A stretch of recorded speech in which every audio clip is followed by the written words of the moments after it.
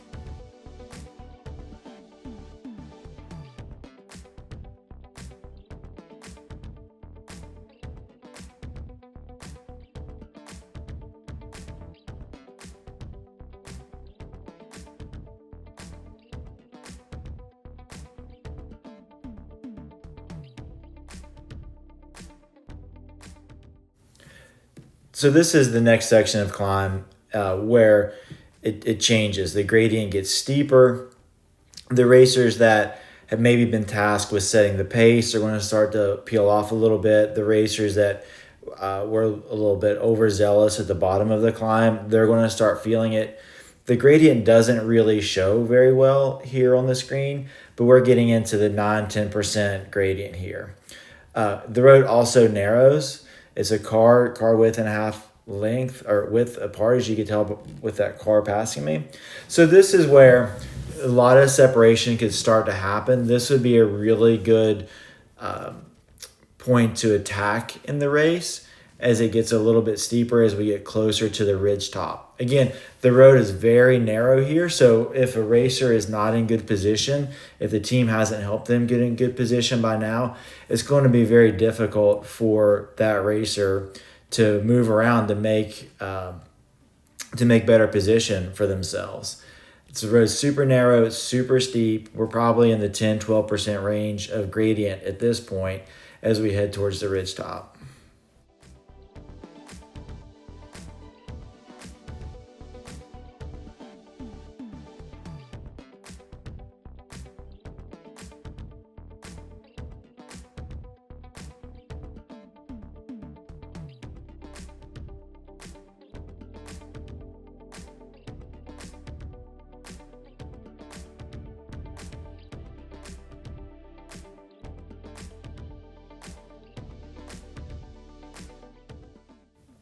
So this is the top of the Wertz climb, and this is the section of the course that, for bike race enthusiasts, bike race nerds, I say that affectionately, um, is going to find fascinating. This is a brand new course; it's never been raced, and you get to the top of this very difficult climb, and you do not have a descent right away. We have a ridge top that we have to go across.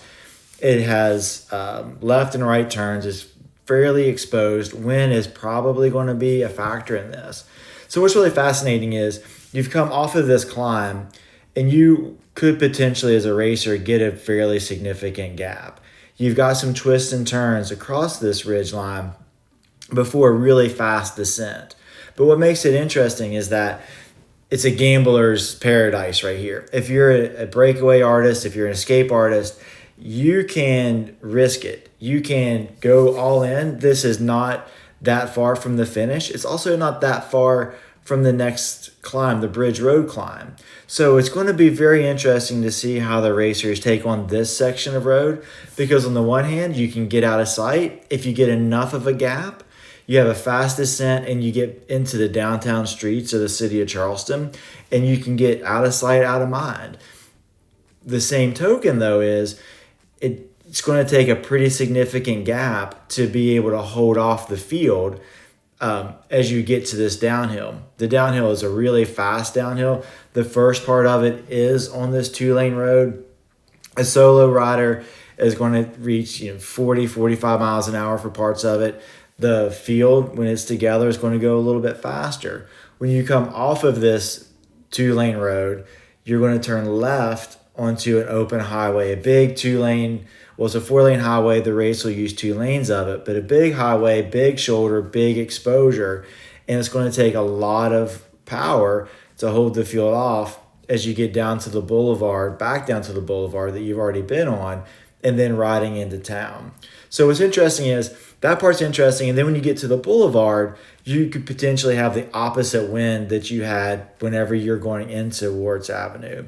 Typically, as you're riding towards Wertz Avenue on the boulevard that time of year, you're going to be going into a headwind. So if you come off of this downhill, you have a good gap. You could have a little bit of a tailwind as you go into the city of Charleston, wrap around the downtown streets, really take on the energy of the crowd before you go back up Bridge Road. But weather is weather. Who knows what it could be? And if you come off of this downhill, you have a gap, but then you turn into a headwind, a mile and a half of just straight road headwind, you're just going to be sitting there for the field to look at you and very easily pace themselves to roll you back, to reel you back in.